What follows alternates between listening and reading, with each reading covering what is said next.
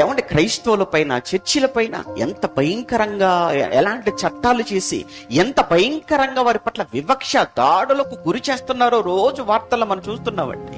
వద్దండి, దేశం అభివృద్ధి చెందదు, దేశానికి క్షేమం కాదు, ఇది మంచిది కాదు. ఇది ఏం చేస్తున్నారండి క్రైస్తవులైన వారు?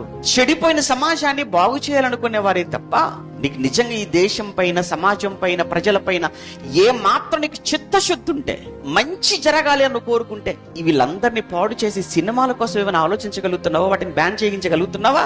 ఏమి నేర్పిస్తున్నాయి సినిమాలు?